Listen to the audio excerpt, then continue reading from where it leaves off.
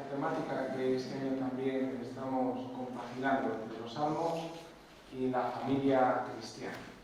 Esto fue atendiendo también a este año, dedicado también a la familia que el Papa Francisco ha dedicado. Ya hemos tenido alguna charla y hoy vamos a tener otra sobre la familia cristiana, además en una gran santa, Santa Teresita de Lisieux, Santa Teresa de Lisieux, Santa Teresita del Niño Jesús. Nos va a hablar de ello, ya lo conocéis, al padre Matías, que es el prior de esta comunidad carmelita. Así que nada, también como es conocido, pues no hace falta más presentación. Pues has asistido también con él y lo conocéis, yo creo que todos personalmente. Pues nada, gracias. Muchas gracias. En el nombre del Padre, del Hijo y del Espíritu Santo. Amén. Dios te salve María, llena eres de gracia, el Señor es contigo. Bendita tú eres entre todas las mujeres y bendito es el fruto de tu vientre Jesús.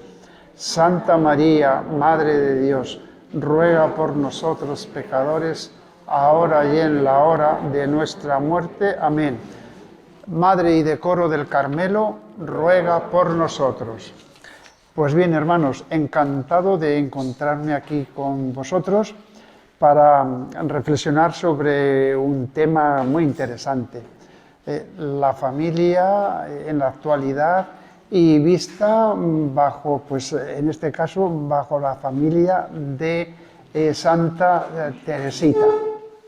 Ahí tenemos ya una foto, ¿verdad?, de entrada de Martin Family.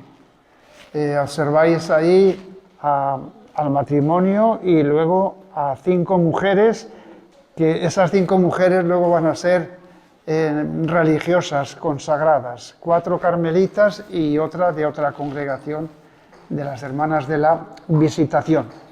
Bien, ¿cómo tengo estructurado el tema de esta charla? Pues en 4 puntos. El primer punto sería pues como una introducción sobre la familia en general, apuntando un poco a los retos y a las posibilidades que tiene la familia. Luego un segundo punto sería unas pinceladas muy breves sobre la biografía del matrimonio, de Luis y de Celia, que son los padres de Teresita. El tercer punto trata de la vida de Santa Teresita. También la voy a hacer muy breve porque no va a dar tiempo y además, ¿quién no conoce a Santa Teresita, verdad? Seguro que sabéis muchos detalles de su vida. Y luego, el último punto, pues lo he titulado así: ¿qué valores aporta esta familia para la sociedad y para la Iglesia hoy? Así que esos 4 puntos los vamos a hacer de una forma bastante rápida porque son muy largos y ahora luego voy a tratar de que, no sé, se haga un pequeño resumen.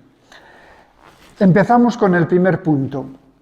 Decirles que es gratificante para mí hablar de la familia y compartir los valores cristianos que aporta esta realidad en la Iglesia y en la sociedad, y hacerlo en un ambiente creyente como es este grupo, y también en torno a la parroquia de San Isidoro, donde tenemos el testimonio de tantos matrimonios que con sus numerosos hijos ofrecen esa imagen de familia unida y portadora de valores.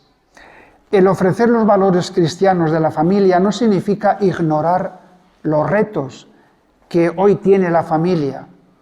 Desde hace alguna década estamos viviendo un cambio desconcertante en nuestra sociedad europea.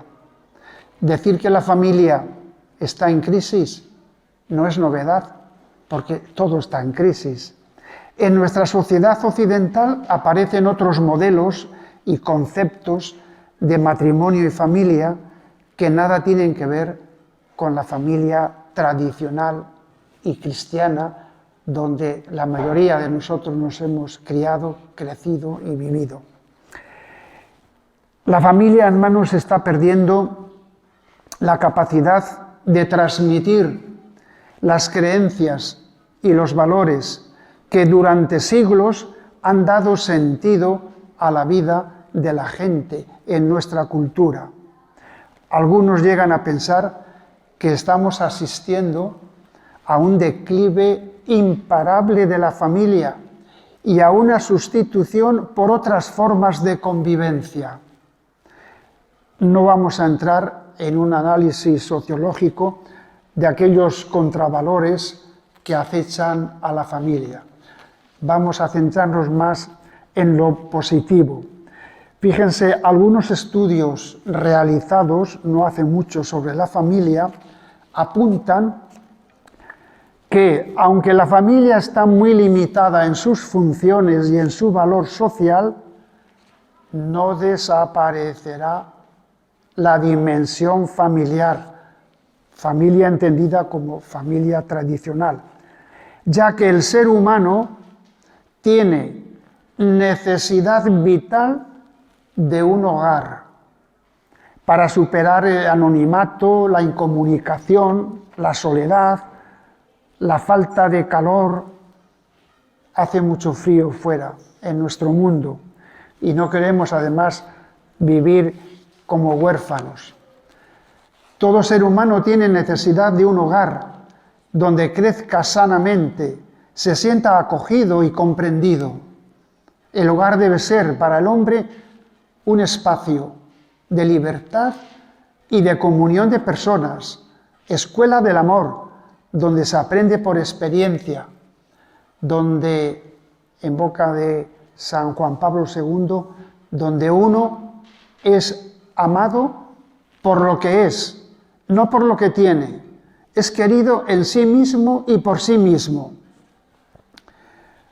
Otro argumento de por qué la familia tradicional no va a desaparecer es porque estamos ante unas necesidades existenciales no satisfechas. Por ejemplo, necesidad de vivir juntos, iguales y diferentes, en un mundo donde se experimenta una profunda ruptura y discordia entre los hombres y los pueblos. La familia, ámbito privilegiado donde cada uno experimenta que es querido, aceptado y valorado por lo que es, hijo y hermano. También otro argumento es la necesidad de arraigamiento. Los rápidos y profundos cambios, la desconexión con el pasado y la perplejidad ante el futuro están afectando seriamente a los modelos de pensar y sentir transmitidos por los mayores. Lo seguro y estable deja de serlo, provocando la pérdida de las raíces, la inseguridad y, como consecuencia, el ser humano se encuentra muy desvalido. Últimamente se está hablando de estar asistiendo ahora en nuestra sociedad a una sociedad líquida. Un sociólogo polaco, Zygmunt Bauman, definió el mundo contemporáneo como un mundo líquido. Lo que quería decir es que muchos recipientes sólidos que antes permitían contener la vida social se han difuminado y por eso ahora nos queda tan solo una vida líquida, flexible, incontenible, que fluye y se desparrama por todas las direcciones. Muchas dimensiones de la vida se han vuelto líquidas, dice este sociólogo. La religión, la política, la cultura, la moral, la manera de vivir las relaciones, los miedos. Claro, los fluidos, como los líquidos o gases, a diferencia de los sólidos, no conservan fácilmente la forma y están en constante cambio, fluyen. No es posible detenerlos. Por eso, metafóricamente, el término líquido funciona también para describir la naturaleza de esta etapa de la historia en la que nos encontramos inmersos. Por eso, hermanos, la familia va a ofrecer algo sólido, algo que fundamente, algo de verdad que unifique. También otro punto o argumento de por qué la familia no va a desaparecer es porque se necesita un rechazo de lo utilitarismo funcional. Nuestro mundo está reduciendo todo a medio y a instrumento. Esta mentalidad utilitarista recorre toda la sociedad, penetra en todos los rincones de la vida y está contagiando incluso las relaciones humanas, incluso dentro de los grupos de la Iglesia. Cuando una persona ya no sirve, se la excluye, se la margina de forma sutil, se la olvida. Por eso el Papa, ¿verdad?, está haciendo mucho hincapié en atender a los abuelos, a los ancianos. Y con estas pinceladas así en general pasamos ya al siguiente punto, que sería ver un poco la biografía de Luis y de Celia. Y con ese título de ver cómo la familia hay que ponerla en valor. Esa frase también está ahora de moda, ¿verdad? Incluso la usan mucho los políticos. Hay que poner en valor, pero luego después, claro, no se pone. La familia carmelita, la orden carmelita, pues a través de sus santos y a través de su carisma, ha aportado también mucho valor a la familia. De ahí, pues eso, tenemos numerosos santos, beatos, beatas, ¿verdad?, que nos están hablando claramente de cuáles son o cuáles deben ser los valores.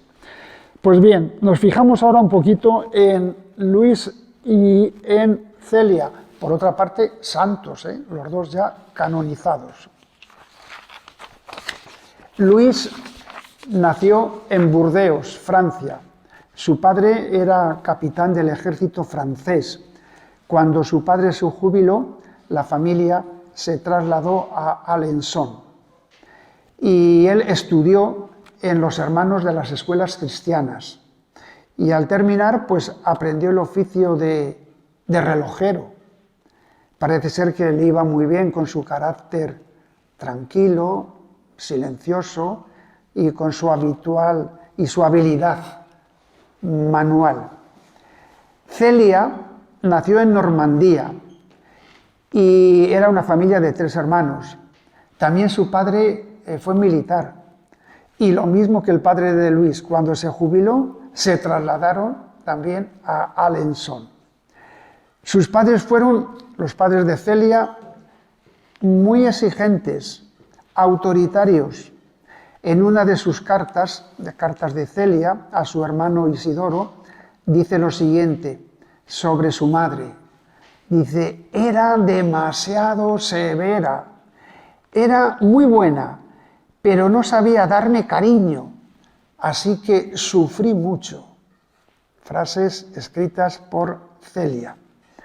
Celia ingresa en el internado de las religiosas de la adoración, donde además de una sólida formación religiosa, aprende a confeccionar un encaje típico de Alençon, muy valorado entonces y que habría de ser su medio de vida, aportando posteriormente unos ingresos a la economía familiar. Ambos, Celia y Luis, crecieron en el seno de familias militares y católicas. Los dos habían sentido una atracción especial hacia la vida religiosa, hacia la vida consagrada. Luis en el monasterio de San Bernardo, en los Alpes, y Celia en las Hijas de San Vicente de Paúl. Pero ambos habían llegado a comprender, ante algunas dificultades que se les presentó a la hora de pedir ingresar, comprendieron que no era ese su lugar. Dios les tenía reservada una vida en común donde darían mucha gloria a Dios. Se conocieron casualmente al atravesar el puente de San Leonardo, allí en Alençon. Ambos se comprendieron enseguida que estaban hechos el uno para el otro. Su noviazgo, ¿cuánto duró? Muy poquito, 3 meses. Se casaron en la iglesia de Nuestra Señora, un 12 de julio de 1558. Él tenía 35 años, ella 27. En menos de 13 años tienen 9 hijos. Solo sobreviven 5 niñas, las 5 que aparecen ahí en esta foto. Paulina, María, Leonia, Celina y Teresa, de las cuales 4 de ellas ingresaron en el Carmelo, y ahí también se las ve por el hábito que llevan o la capa blanca. La otra, Leonia, que sería esta que está aquí, la primera en el extremo, ingresó en la congregación de la Visitación. Enfermedad de Celia, la madre. Cuando tenía 45 años, le diagnosticaron un tumor fibroso en el pecho, sin posibilidad de intervención, debido a su avanzado desarrollo. Celia participa, una vez que sabe esta enfermedad, participa en una peregrinación al santuario de Lourdes, pidiendo la gracia de su curación, pero no recibe tal gracia. Y ella escribe lo siguiente: si Dios quiere curarme, estaré muy contenta, pues en el fondo de mi corazón deseo vivir. Lo que me cuesta es dejar a mi marido y a mis hijas.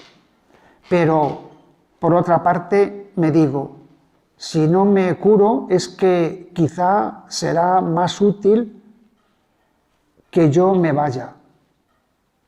Conformidad, ¿verdad?, absoluta con la voluntad del Señor. Fallece un 28 de agosto a los 46 años.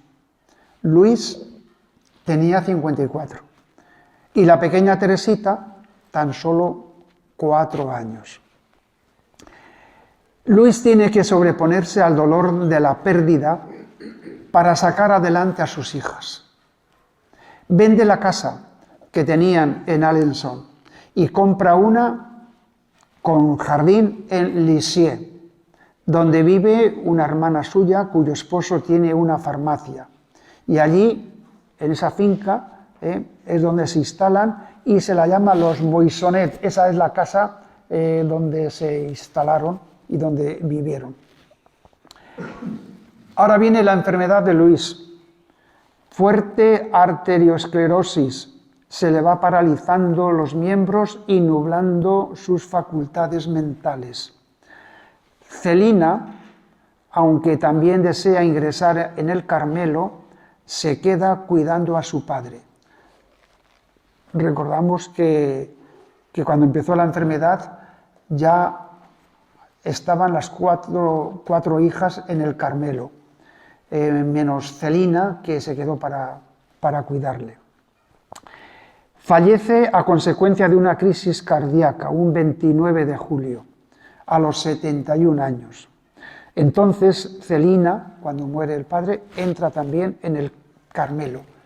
Estaba discerniendo si vida activa, vida contemplativa, y al final pues ingresó en el Carmelo allí en Lisieux. Fueron canonizados el 18 de octubre del año 2015. Su fiesta se celebra el 12 de julio, día de su aniversario de bodas. La biografía de Teresa, unas pinceladas así como muy rápidas. Ya hemos dicho que es la menor de sus hermanas. Su madre dice de ella, de Teresita, es de una inteligencia superior a Celina. Celina era la que estaba antes que ella, y eran muy amigas precisamente Celina y Teresita, y siempre las comparaban mucho, ¿no? pero mucho menos dulce y sobre todo es de una obstinación casi invencible. Cuando ella dice que no, nada puede hacerla cambiar.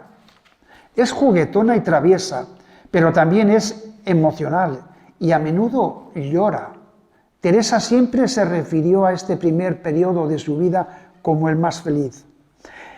En la enfermedad y muerte de su madre, ella escribió lo siguiente: desde que mamá murió, piensen que ella tenía 4 años, pero luego después escribió todos sus recuerdos en el librito Historia de un alma, y ahí se recoge la siguiente frase: desde que mamá murió, mi alegría característica cambió completamente.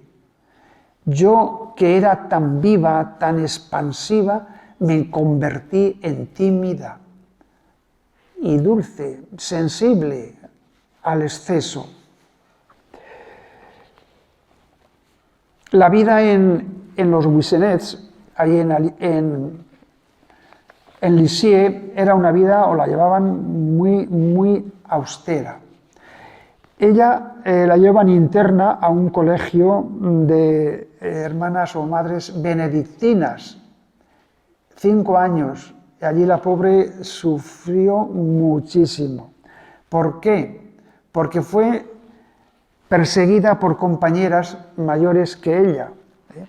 Tenían celos de ella, porque ella iba muy bien preparada, parece ser que las hermanas la habían preparado mucho en casa y tal, ¿no? Y bueno, pues sintió el acoso, pero fuerte, lo que llaman hoy bullying, ¿verdad? Bueno, pues ella influyó mucho en su carácter, ese ser perseguida por estas chicas mayores que tenían celos. Llora, pero no se atreve a quejarse. No le gusta el recreo, tan ajetreado y ruidoso. Su maestra la describe como una estudiante obediente, tranquila y pacífica, a veces pensativa e incluso triste. Y dice Teresita que estos 5 años fueron los más tristes de su vida. Durante este tiempo, pues dice que sintió mucho gusto por la lectura y también una gran admiración a Juana de Arco. Se le presenta una extraña enfermedad y viene también el suceso ese de que la Virgen le sonrió. Ahí abajo en esa foto, una cama y la imagen de la Virgen. Tenía muchos dolores de cabeza y también en un costado, y poco a poco pues ella cada vez dormía peor y su carácter también cambiaba. Parece ser que el médico diagnosticó la enfermedad de Teresita como una reacción a una frustración emocional con un ataque neurótico, sin duda causado por la partida de su hermana Paulina al monasterio. Porque cuando murió su madre, ella dijo a su hermana Paulina: tú serás mi madre. Y claro, ahora se va a quedar también sin madre, sin la segunda madre, así entre comillas, ¿verdad? Luego también sufrió, voy saltando cosas, luego también sufrió mucho cuando la otra hermana María, que también la había escogido por madre, la tercera madre, pues también se va al convento y ahí también la pobre lo pasó bastante mal. En su vida es famosa la conversión que tuvo una Nochebuena, que tenía ella 13 años. Dice: desde esa noche bendita ya no fui derrotada por ningún combate. En lugar de eso fui de victoria en victoria y comencé, por así decirlo, una carrera de gigantes. Conversión. Era muy caprichosa, en fin, muchos detalles que no tienen nada que ver, ¿verdad?, con una conducta normal. Entonces, esa Navidad, pues, se convirtió. En esta época también adopta su primer hijo espiritual, casi nada. Un francés, Enrico Pranzini, había asesinado a tres mujeres y fue condenado pues a la guillotina. y ella pues ofreció sacrificios, misas, oraciones para que se convirtiera, porque luego veremos cómo esto lo aprendió de su padre. Cuando veamos los valores de la familia, vamos a ver cómo la familia, sobre todo el padre, no solamente atendía a los pobres dándoles una limosna, sino que se preocupaba de su alma. Pues eso parece que ella también lo aprendió. Bueno, pues respecto a este Pranzini, ella se enteró a través del periódico de que antes de subir a la horca, a la guillotina, pues había pedido un crucifijo y lo abrazó y lo besó repetidamente, y entonces, bueno, pues ella se sintió como escuchada por el Señor cuando ella pedía con tanta insistencia que se convirtiera. A los 14 años se presenta el tema vocacional. Quiere ser monja. Claro, la edad, pues no puede ser. Y ella revuelve Roma con Santiago, y nunca dicho mejor. No leo todos los detalles, pero lo que pasó fue sencillamente que como el obispo, el cura, el párroco, su tío, pues decían que no, que era muy joven, pues dice al Papa, el Papa me puede dar permiso. Y entonces aprovechó su padre que hubo una peregrinación a Roma y allí tuvo la suerte de entrevistarse con el Papa.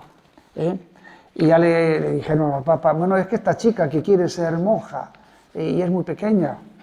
Y él le dijo sencillamente, pues lo normal, tú obedece lo que te digan tus superiores.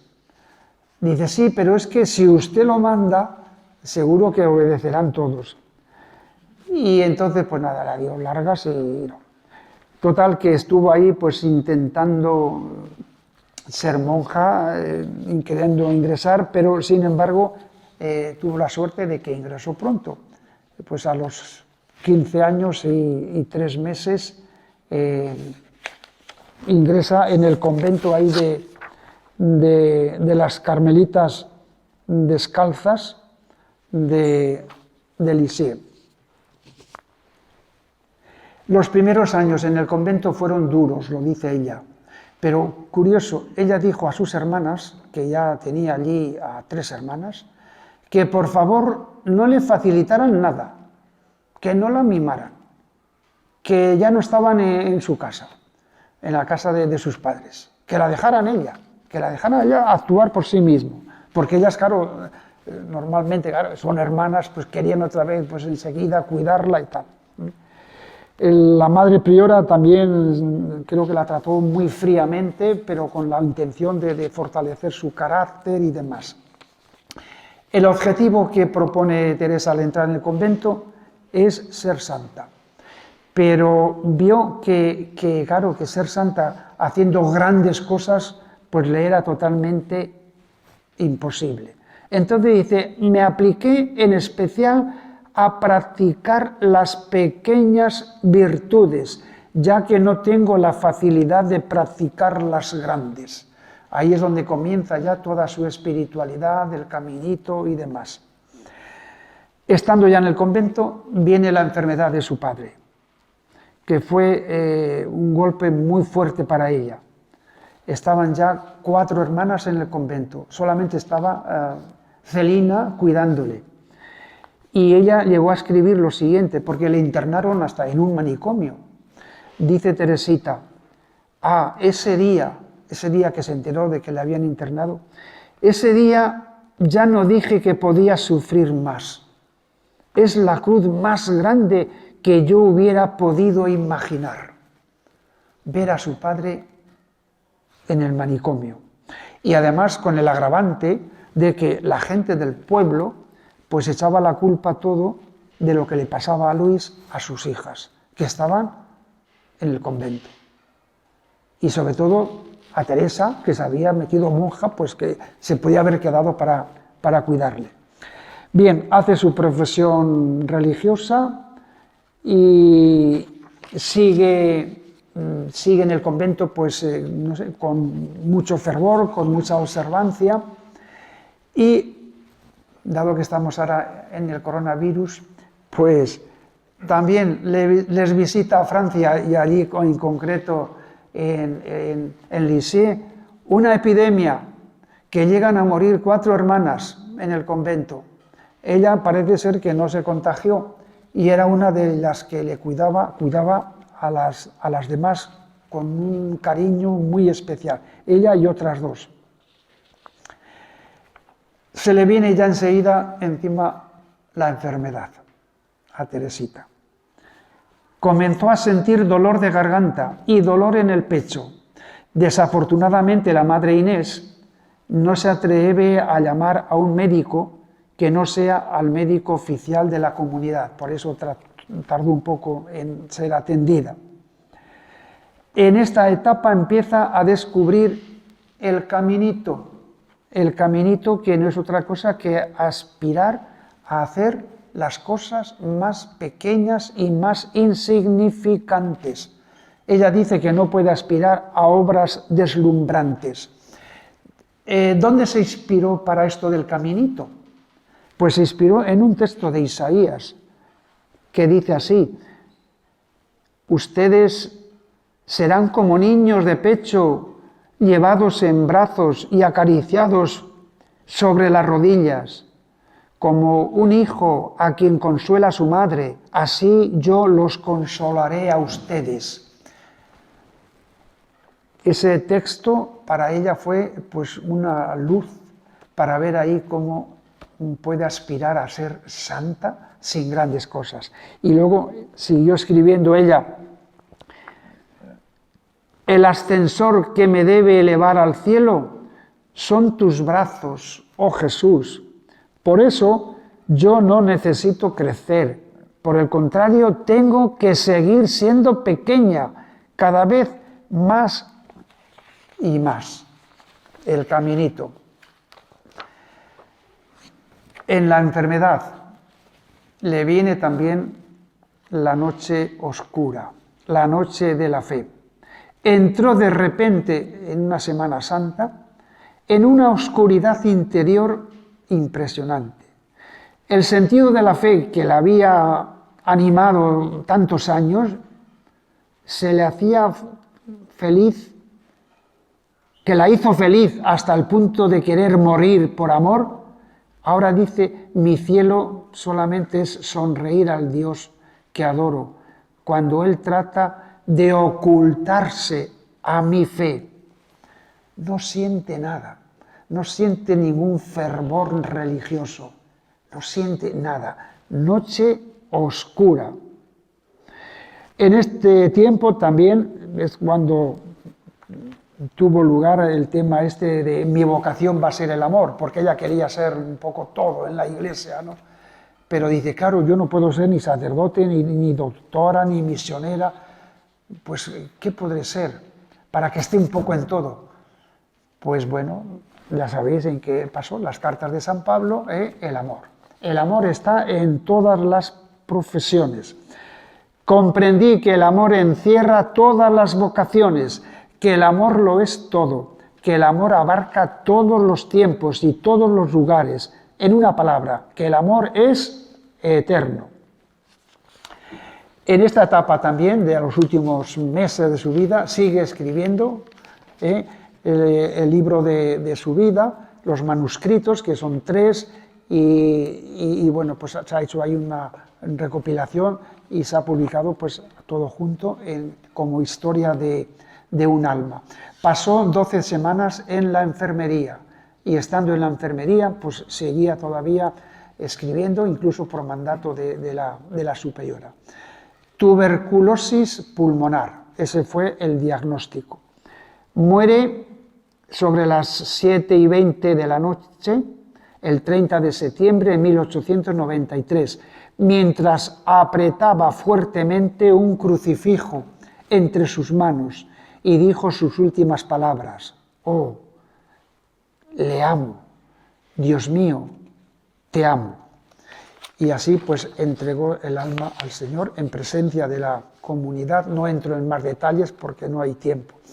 Fue beatificada el año 1923 por el Papa Pío XI y canonizada el 17 de mayo de 1925. Es proclamada patrona de las misiones.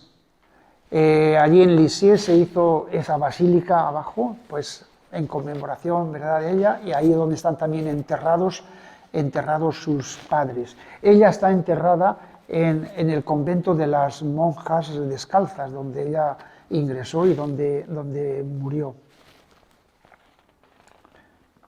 Doctora universal de la Iglesia en el año 1977. Bien, vamos a por el último punto, que lo titulo así: ¿qué valores nos transmite esta familia? Los santos Luis y Celia tienen una bella historia de amor, marcada por la confianza en Dios, por una inmensa vida piadosa y por la enfermedad vivida y asumida con sentido cristiano. Marcaron un hito en la historia de la Iglesia Católica. ¿Por qué? Porque fueron la primera pareja matrimonial en ser canonizada en una misma ceremonia. Hay otras parejas que han sido también canonizados, pero en distintas fechas, ¿verdad? Con el ejemplo del matrimonio Martín-Guerin es el apellido de ella, la Iglesia nos indica que a través del amor conyugal, los esposos, apoyándose mutuamente y compartiendo una misma vida de fe y piedad, pueden alcanzar la santidad, transmitiendo a sus hijos ese mismo anhelo de perfección. Los Martín-Guerin no solo fueron esposos modélicos, sino también padres ejemplares, que supieron transmitir a sus hijas un acendrado espíritu de fe, tal como queda reflejado aquí en la historia de un alma. Primer punto sobre lo que aporta este matrimonio. Viven y educan en valores. El primer valor que viven y cultivan es el amor esponsal. Es la primera relación que conforma la familia. Es el amor que los esposos se prometen al contraer matrimonio y que abre para ellos un futuro cargado de esperanza. En este futuro comprometen ambos su libertad en orden a construir su matrimonio. Encuentran en su amor mutuo el alimento y la luz de su caminar cotidiano, siendo ellos y no las circunstancias los verdaderos autores y protagonistas de su vida. Las circunstancias pueden no ser favorables. Nunca ha sido fácil sacar adelante la propia familia, ustedes seguro lo saben mucho mejor. Lo más importante es saber responder con fidelidad y creatividad a estas adversidades. Para ello deberán acudir constantemente a la fuente de ese amor conyugal. De ese amor conyugal esponsal se genera la relación paterno-filial. En ella está en juego nada menos que la identidad del hombre. Ser hijo exige ser acogido con ese amor incondicional que caracteriza la paternidad. Gracias a este amor, cada persona podrá descubrirse como única y irrepetible, ya que es querida por sí misma. La relación paternidad y filiación es la primera relación indestructible que el hombre experimenta y que ha de saber integrar en su vida. Su falta, por los más variados motivos, es siempre un primer drama en la vida de un hombre. En su libro Historia de un alma, Santa Teresita escribió lo siguiente sobre sus progenitores. Tuve la dicha de pertenecer a unos padres incomparables que nos rodearon de los mismos cuidados y cariños. Quería Jesús, sin duda, en su amor, hacerme conocer a la Madre incomparable que me había dado y a la que su divina mano quería a toda prisa coronarla en el cielo. Mis primeros recuerdos guardan la huella de las más tiernas sonrisas y caricias. Amaba yo mucho a papá y a mamá y les demostraba de mil maneras mi ternura.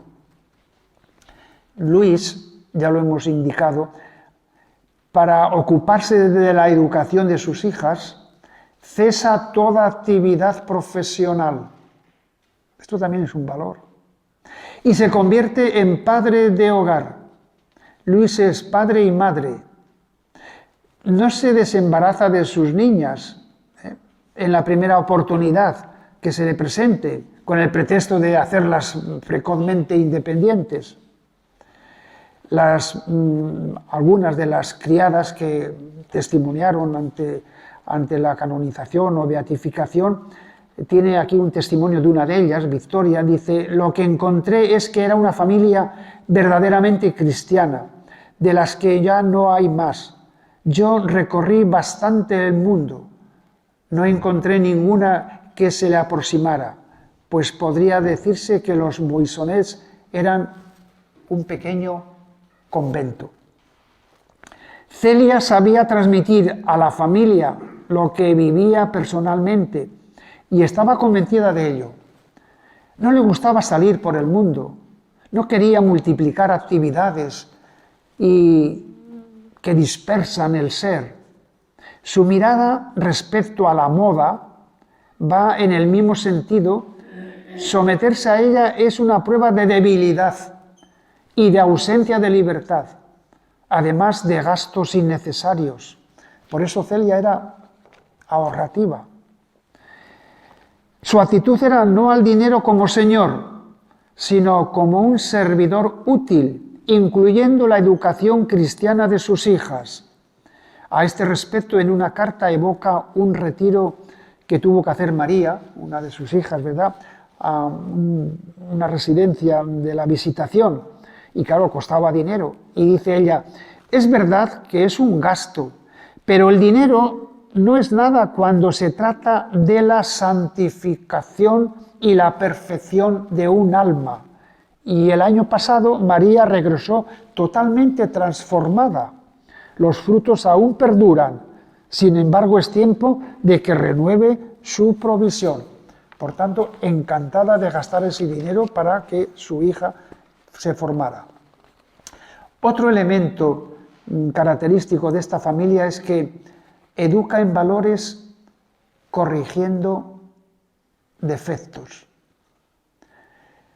Teresita, escribe a su hermana Paulina, dice: a veces me pregunto cómo pudiste educarme con tanto amor y delicadeza y sin mimarme, pues la verdad es que no me dejabas pasar ni una sola imperfección. Estamos hablando de su hermana Paulina, la mayor. Nunca me reprendías sin motivo, pero tampoco te volvías nunca atrás de una decisión que hubieras tomado. Tan convencida estaba yo de esto que no hubiera podido ni querido dar un paso si tú no me lo habías prohibido. Teresa habla también de los defectos que, corregidos a tiempo, les sirvieron para crecer en la perfección. Como tenía mucho amor propio y también amor al bien, en cuanto empecé a pensar seriamente, bastaba que me dijeran que algo no estaba bien para que se me quitasen las ganas de habérmelo repetido 2 veces. Celia, madre, escribe sobre Teresita. Dice lo siguiente: tiene una inteligencia superior a la de Celina, pero es mucho menos dulce y sobre todo de una terquedad casi indomable. Cuando dice no, no hay nada que la haga ceder. Yo me veo obligada a reprender a esta pobre niña, que coge unas rabietas terribles cuando la cosa no sale a su gusto y se revuelve por el suelo como una desesperada pensando que todo está perdido. Las rabietas de Teresita. Y más adelante Teresita también escribe: ya ves, madre mía, se escribe a su hermana Paulina. Qué lejos estaba yo de ser una niña sin defectos. Ni siquiera se podía decir de mí que fuese buena cuando estaba dormida, pues de noche era todavía más revoltosa que de día. Mandaba a paseo todas las mantas y dormía y todo. Me daba golpes contra los largueros de mi camita. El dolor me despertaba y entonces decía: mamá, me he golpeado. Nuestra pobre mamaíta se veía obligada a levantarse y comprobaba que en efecto tenía chichones en la frente y me había golpeado. Me tapaba bien y volvía a acostarse, pero al cabo de un momento yo volvía a golpearme, de suerte que se vieron obligados a atarme a la cama. Todas las noches la pequeña Celina venía a anudar los incontables cuerdas destinadas a evitar que el diablillo se golpease, despertara a su mamá. Esta medida dio buen resultado y desde entonces ya fui buena mientras dormía. Otro valor de esta familia: dimensión religiosa cultivada al máximo. Ya el Papa Francisco en la canonización dijo: los santos esposos, estos dos, vivieron el servicio cristiano en la familia, construyeron cada día un ambiente lleno de fe y de amor, y en este clima brotaron las vocaciones de las hijas, entre ellas Santa Teresa del Niño Jesús. Dice Santa Teresita en sus memorias, la historia de un alma: Dios me ha dado un padre y una madre más dignos del cielo que de la tierra. Con esta frase queda bien reflejada la buena talla de esta familia. El hogar de los esposos Martín era un verdadero jardín de virtudes y santidad. Solían, cuando salían de paseo, visitar al Santísimo. Y eso lo recuerda también mucho Teresita. Todas las tardes me iba a dar un paseíto con papá. Hacíamos juntos una visita al Santísimo Sacramento. Visitaba cada día una nueva iglesia. Fue así como entré por vez primera en la capilla del Carmelo, etc. Mamá me hacía rezar todos los días. Luis era riguroso observante también del domingo. Se negaba siempre a abrir la joyería y relojería los domingos, a pesar de todos los consejos amistosos que le daban, que bueno, tampoco pasa nada porque abras. En la semana la jornada comienza con la misa. Cuando estaban en Alençon, el ruido de los pasos del padre y la madre servía de referencia horaria para sus vecinos, porque alguno llegó a decir: puedes volver a dormirte, querida, son las 5:30 de la mañana, ya que Martín va a la iglesia. En Lisieux, la Eucaristía sigue siendo la fuente de toda vida cristiana, incluso en la organización de una jornada. En el ámbito familiar se vive y practica la religión. También en casa tenían unas veladas, que llaman veladas de invierno, antes de acostarse. Y también relata ahí algunos detalles, Teresita, que ya no lo leo para que nos dé tiempo. Otro valor es la vocación consagrada, que es apoyada por sus padres. Por sus padres, mejor dicho, por su padre, porque ya la madre ya había muerto. Celia, toda su vida, había deseado tener un hijo sacerdote. No será satisfecha como se lo imaginaba, sino dando 4 de sus 5 hijas al Carmelo, que tiene por vocación primera, aquel convento por lo menos, rogar por los sacerdotes. Habiendo rezado para tener un hijo misionero, da nacimiento ¿a quién? A Teresita, que esta será más tarde patrona de las misiones. Esta es la respuesta, ¿verdad?, de Dios, que siempre es imprevisible. Anhela para sus hijas la vida consagrada que había deseado para sí profundamente. tanto él como ella, ¿verdad?, habían querido ser, ya lo he dicho, personas consagradas. Luis acompañó a 3 de sus hijas al Carmelo. El sacrificio mayor fue separarse de Teresa. Cuando escucha la confesión de su hija Teresa para entrar también en el Carmelo, lo recibe con un profundo sentimiento de alegría y agradecimiento.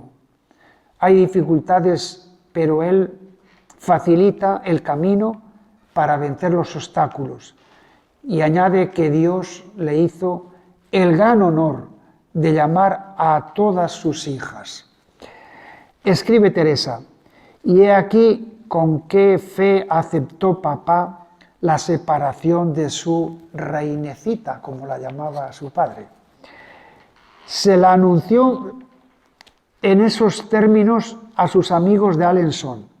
Queridísimos amigos, le dice él, Teresa, mi reinecita, entró ayer en el Carmelo. Solo Dios puede exigir tal sacrificio. No me tengáis lástima, pues mi corazón rebosa de alegría. Así que se manifiesta la gran generosidad de Luis, no duda en apoyar la vocación a la vida consagrada de sus hijas. Otro punto característico de los valores de esta familia es educar para encajar la enfermedad y la muerte, que eso también es importante, ¿verdad? Teresita narra ahí cómo ella vivió de 4 años la muerte de su mamá. También la impresionante ceremonia de la unción de enfermos se quedó grabada en el alma de Teresita. Aún veo, dice ella, el lugar donde yo estaba al lado de Celina. Estábamos las 5 colocadas por orden de edad y nuestro padre Papaíto estaba también allí sollozando. El día de la muerte de mamá, o al día siguiente, me cogió en brazos diciéndome: ve a besar por última vez a tu pobre mamaíta. Y yo, sin decir nada, acerqué mis labios a la frente de mi madre querida. No recuerdo haber llorado mucho. No le hablaba a nadie de los profundos sentimientos que me embargaban. Miraba y escuchaba en silencio. Nadie tenía tiempo para ocuparse de mí, así que vi muchas cosas que hubieran querido ocultarme. En un determinado momento me encontré frente a la tapa del ataúd. Estuve un largo rato contemplándolo. Nunca había visto ninguno. Sin embargo, comprendía, era yo tan pequeña, que a pesar de la baja estatura de mamá, tuve que levantar la cabeza para verlo entero, y me pareció muy grande y muy triste. 15 años más tarde vio también otro ataúd de una de las hermanas de la congregación y también dice allí algunas cosas, pero no lo leo porque no hay tiempo. No sé, este detalle de hoy a los niños les ocultamos la muerte, no, que no lo vean, que no. Bueno, pues aquí con toda naturalidad. Y no, ella no tuvo ningún trauma, ver a su mamá muerta. Bueno. Caridad con el prójimo, otra característica de esta familia. Luis, como Celia, sabe que la verdadera caridad no consiste en dar 4 mendrugos cuando hay hambre, sino en preocuparse sobre todo por las almas. Reza mucho a San José, es un detalle, por el padre de la criada que está gravemente enfermo. Lamentaría mucho que este buen hombre muriera sin confesarse, escribe él en una carta a Paulina. En el fondo, para Luis, cada vez que Dios pone a alguien en su camino, le confía su alma. Más tarde, los niños serán educados desde el primer momento y participarán en las operaciones de salvación de un pecador, como lo hemos visto en Pranzini con Teresita. Teresa escribe a Celina: Jesús quiere que la salvación de las almas dependa de nuestros sacrificios, de nuestro amor. Nos mendiga almas. El mendigo que pide pan nos manifiesta a Dios mendigando las almas que Él mismo ha creado. Con frecuencia, durante estos largos paseos, dice Teresita, nos encontrábamos con algún pobre y Teresita era siempre la encargada de llevarle la limosna, cosa que la encantaba. No tiene miedo de luchar justamente, Luis, el padre, para reconfortar a los oprimidos. Asimismo, realizan juntos las gestiones, el matrimonio, realizan las gestiones necesarias para que un indigente pueda entrar en el hospicio, cuando éste no tiene derecho al no tener suficiente edad para ello. Son servicios que sobrepasan los límites de la parroquia y que dan testimonio de un gran espíritu misionero. Espléndidas ofrendas anuales él hacía también para la propagación de fe, participación en la construcción de una iglesia allá en Canadá. Por tanto, hermanos, ese sentimiento de solidaridad, no solamente de dar una limosnita. Y ya el último punto, hermanos, no hay hogar sin cruz. Yo creo que no, ¿verdad? Estamos ante una familia cuya vida fue profundamente marcada por la cruz. En las familias siempre hay cruz, siempre, porque el amor de Dios, el Hijo de Dios, nos abrió también ese camino. En 8 años los esposos Martín ven morir a sus padres y a sus 4 hijos, 2 niñas y 2 niños. Celia toda su vida deseó, como hemos dicho, tener un hijo sacerdote. Nace José María Luis y escribe ella: si supieras cuánto quiero a mi pequeño José, creo que no puedo ser más feliz. Bueno, pues a los 5 meses fallece José Luis. A principios de marzo, Celia comienza una novena a San José y después de 9 meses nace otro niño, José, y también al poco tiempo muere. Siempre he esperado tener un niño, por si el buen Dios no lo quiere, me resigno a su voluntad. Luego, otros detalles sobre el tema del sufrimiento. Escribe Celia ante la muerte prematura de sus hijos. Dice: cuando cerraba los ojos de mis queridos pequeñitos y los sepultaba, experimentaba un gran dolor, pero siempre fue resignado. No lamentaba las penas y las preocupaciones que había soportado por ellos. Algunos me decían: mejor habría sido jamás haberlos tenido. Yo no podía soportar esas palabras. No me parecía que las penas y las preocupaciones pudieran compararse con la felicidad eterna de mis niños. Además, no estaban perdidos para siempre. La vida es corta y llena de miserias. Volveré a encontrarlos allá arriba. Otro problema, otra dificultad que tuvieron la pareja del matrimonio fue la educación de Leonia, que era, creo que, tremenda, traviesa. Mucho también les costó, muchos disgustos y demás. Y bueno, pues con santa paciencia pues la fueron educando y al final, fíjense, ingresó en la congregación de la Visitación y está en proceso de beatificación. Ojo al dato, proceso de beatificación, esta que está aquí en el extremo. El cáncer de Celia pues también lo soportó con toda entereza, ¿no? La enfermedad de Luis, pues otro dolor ahí añadido. Hermanos, el dolor y el sufrimiento son los problemas más serios de toda persona. Más tarde o más temprano nos han de visitar. La cruz es parte integrante de nuestra vida. Hoy el Evangelio nos lo ha recordado. Lo importante no es suprimir las cruces de la vida, sino descubrir la manera adecuada de situarnos frente a ellas. Saber encajar el sufrimiento es todo un arte. El sufrimiento tiene siempre sentido redentor, purificador, es educativo, meritorio y es prenda segura de vida eterna. La cruz es el sello que garantiza la verdadera espiritualidad cristiana. Por eso en toda biografía de santos siempre tiene que haber, o siempre hay, un capítulo sobre la cruz de esa persona.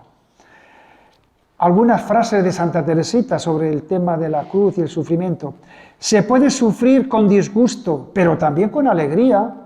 El sufrimiento enojado tiene mucho que ver con el yo. El sufrimiento alegre con el tú. Otra frase, ¿cómo es posible que Dios, amándonos infinitamente, se goce en hacernos sufrir? Y añade sin vacilar, no, Dios no puede gozarse en nuestro dolor, pero este nos es necesario, lo permite pues como a pesar suyo.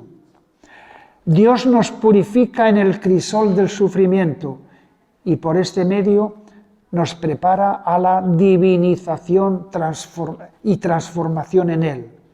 La vida, el tiempo, no es más que un sueño. Dios nos ve ya en la eternidad. Cuánto bien me hace esta idea. A su luz comprendo el porqué del dolor.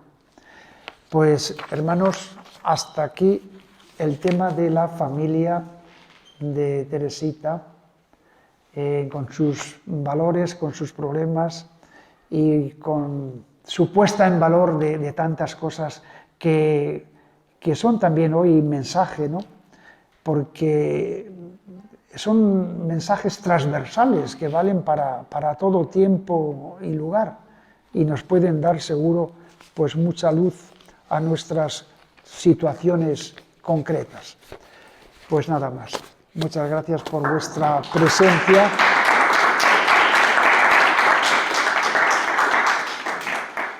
Lo he hecho un poco de prisa porque era mucha materia y me he saltado cositas y demás, pero bueno, creo que lo sustancial está comunicado. Claro que sí. Muchísimas gracias. Ha sido también muy bonito y yo creo que es el edificador para todos. Que nos toca las fibras a todos. Todos somos hijos de madres y padres y de un otro modo, pues ahí nos vemos reflejados. Muchísimas gracias. Vamos a concluir, Matías, con el Padre Nuestro y nos da la bendición. Muy bien. Padre nuestro que estás en el cielo, santificado sea tu nombre. Venga a nosotros tu reino. Hágase tu voluntad en la tierra como en el cielo. Danos hoy nuestro pan de cada día. Perdona nuestras ofensas, como también nosotros perdonamos a los que nos ofenden. No nos dejes caer en la tentación y líbranos del mal. Amén. Y la bendición de Dios Todopoderoso, Padre, Hijo y Espíritu Santo, descienda sobre vosotros y permanezca para siempre. Amén. Podemos ir en paz. Demos gracias a Dios.